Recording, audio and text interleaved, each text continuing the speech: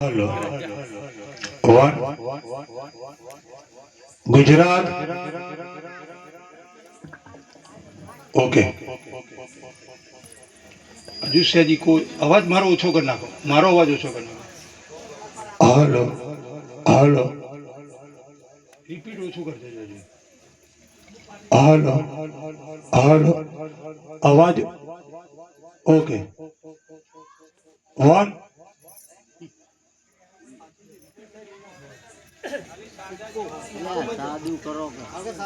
Hello hello हाँ હવે અવાજ થોડો વધારો બસ. બોલીએ સદગુરુ મહારાજ કી કૃષ્ણ કનૈયા લાલ કી. બહેનોને જય બોલવાની છૂટ છે હો. મંગલ કરણ વિઘ્ન હરણ ગૌરી પુત્ર શ્રી ગણેશ રિદ્ધિ સિદ્ધિ સહિત પધારજો બ્રહ્મા વિષ્ણુ મહેશ.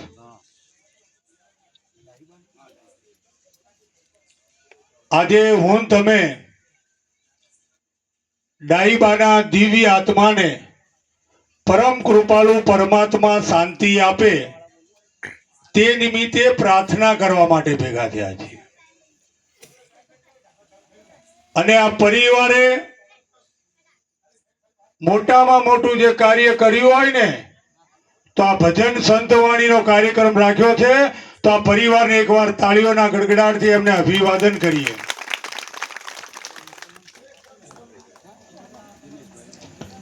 દિનેશભાઈ અને અમારા સુરેશ મોરફિયા બે મિત્રો છે એટલે કલાકાર બની નથી આવ્યા, એક ગામના ભાઈ તરીકે આવ્યા છે, પરિવારના નાતે આવવાનું થયું છે.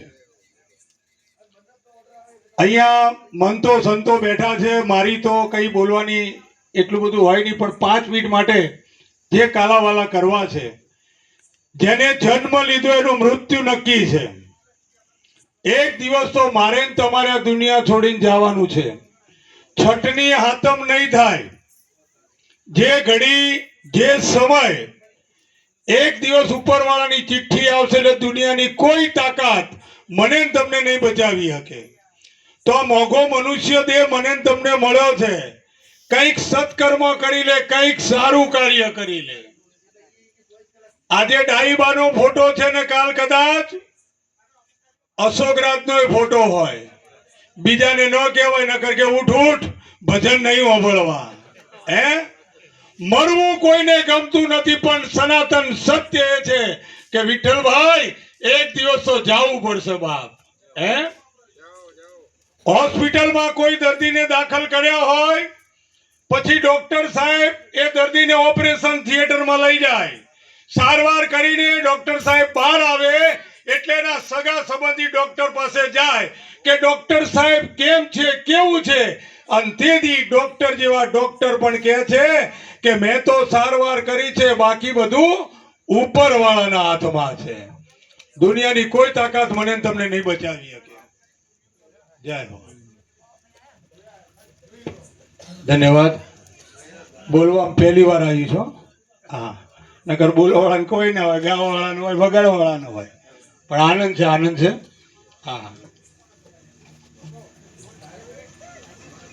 એક જ નાની વાત કરી, મારી વાણીને વિરામ આપવી છે. હમણાં યમરાજા એક જણનો જીવ લેવા આવ્યા. લિસ્ટમાં પહેલું નામ હતું એનું કે ભાઈ તારો જીવ લેવા આવ્યો છો હાલ.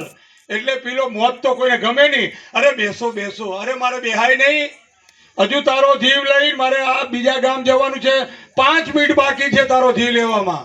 પછી કે એક કામ કરો ને યમરાજા, થોડી ચા બનાવું. યમરાજ કે મારે ચા પીવા પણ ના રોકાવાય. બહુ કગર્યો એટલે યમરાજે કીધું કે જલ્દી બનાવજો, કે હાલ બનાવું. રસોડામાં ગયો, ચા બનાવતો તો એને વિચાર આવ્યો કે લાઈને ચાની અંદર ઘેરની ગોળી નાખી દઉં એટલે યમરાજ બે ભોન થઈ જાય, મોત થોડું પાછું ઠેલાય. રસોડામાં ગયો, ચા બનાવતો તો ઘેરની ગોળી નાખી, બરાબર ચા બનાવી, યમરાજને ચા પી. યમરાજ ઘટ ઘટ ઘટ ઘટ કરતા ચા પી ગયા, અને ચા પીધા પછી યમરાજ થઈ ગયા બે ભોન. લિસ્ટમાં જે પહેલું નામ હતું ને પેલા ચેકી નાખ્યું, જેમ કલાકારના નામ લખ્યા છે ને એ લખ્યા છે ને હા કલાકારોનો વારો છે પછી બધાને જ આવવાનું છે જે લિસ્ટમાં પહેલું નામ હતું ને પેલા ચેકી નાખ્યું એનું નામ અને સૌથી છેલ્લું નામ લખી દીધું લગભગ અડધો કલાક થયો ને યમરાજને ભાન આવ્યું હો યમરાજને ભાન આવેલા કે ચા કેવી બનાવી હતી મારી જિંદગીમાં આવી ચા પીધી નથી તારી ચા પીધા પછી તો હું કોઈક અલૌકિક દુનિયામાં જતો રહેતો હવે હું તારા ઉપર ખુશ થઈ ગયો છું જે પહેલેથી શરૂઆત કરવાની હતી ને હવે હું નીચેથી શરૂઆત કરું છું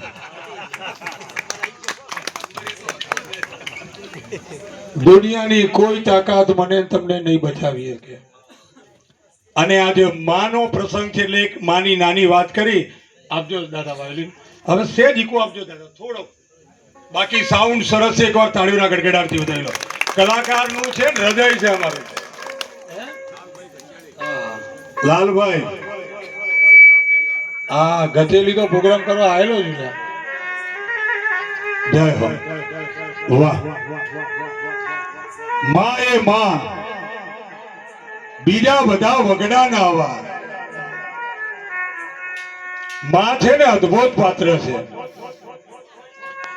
દીકરા દીકરીને જમાડીને પછી જમે એનું નામ માં કહેવાય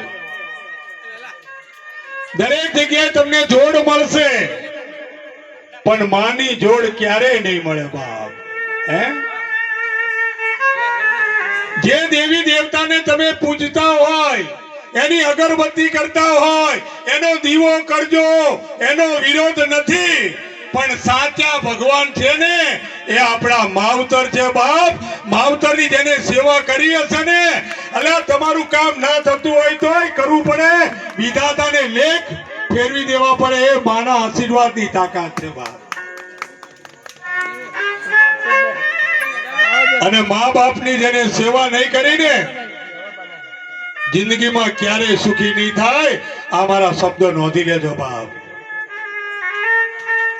એવો એક નાનો દીકરો એના મમ્મી ને પપ્પા એમ કહેવાય કે મેળામાં ગયા છે સાંભળજો મેળામાં એટલી બધી ગળદી નાનો દીકરો ખોવાઈ ગયો અને એની માં રુદન કરે કે મારો દીકરો ક્યાં ગયો શાંતિ રાખ હાલ શોધી લાવું મારો દીકરો જોઈએ મારા દીકરા વગર હું મરી જઈ હાલ ને હાલ મારો દીકરો લાવો હું મરી જઈ મારા દીકરા વગર હું નહીં રહી શકું તમે હાલ જાઓ અને દીકરાનો બાપ એમ કહે કે મેળામાં શોધવા ગયો લગભગ 15 મિનિટમાં છોકરો મળી ગયો અને કે લે આ તારો દીકરો જેવો દીકરો હાથમાં આવ્યો માએ ભેટી લીધો કે બેટા તું ક્યાં જતો રહ્યો તો તારા વગર હું મરી જા મેળામાંથી પછી એમ કહેવાય કે ગાડી લઈને ગયા હતા દીકરાના બાપે કીધું કે હવે એની પત્નીને કીધું કે હવે આપણે મેળામાં રોકાવું નથી ચાલો આપણા ઘરે જઈએ ગાડી સ્ટાર્ટ કરી સાંભળજો દીકરો ને એની માં બેઠા છે એનો બાપ ગાડી ચલાવે છે અને ગાડી નીકળી થોડી આગળ ગઈ અને દીકરાના માએ કીધું કે સાંભળો છો તમારી ગાડી ક્યાં જાય છે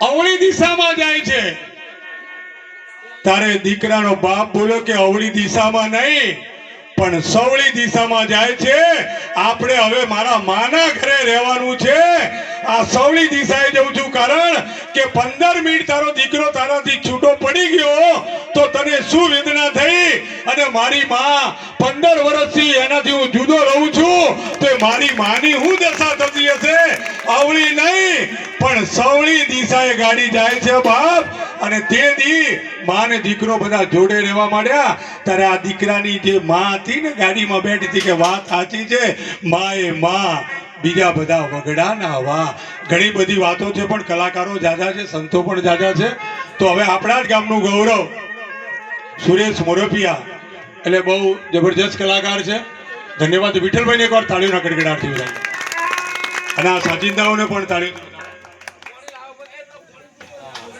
અને બીજી આજ મોરપા ગામમાં એક ભલામણ કરીને જઉં છું કે પાટણમાં તમને કોઈ ઓળખીતા રહેતા હોય તો પાટણ નગરપાલિકાની ચૂંટણી આવે છે અને આખો દિવસ પ્રાંત ઓફિસ નગરપાલિકા પ્રાંત ઓફિસ સવારના સુરેશ મોરપિયા દોડમ દોડ કરે છે અને સુરેશ મોરપિયા નગરપાલિકાની ટિકિટ મળી છે અને નગરપાલિકામાં ઊભા રહેવાના છે અને આજે અમે માને પ્રાર્થના કરી અને તમારા લોકોના આશીર્વાદ લઈને જઈએ કે આપણા જ ગામના સુરેશ મોરપિયા નગરપાલિકામાં જંગી વોટથી જીતે એવા એકવાર જોરદાર તાળીના ગડગડાટથી વધાવી લઈએ અને ફરી એકવાર હું સુરેશ મોરપિયાને વિનંતી કરું કે બાપ આવો અને તમે એનાઉન્સમેન્ટ કરો સુરેશ મોરપિયાનું. ધન્યવાદ.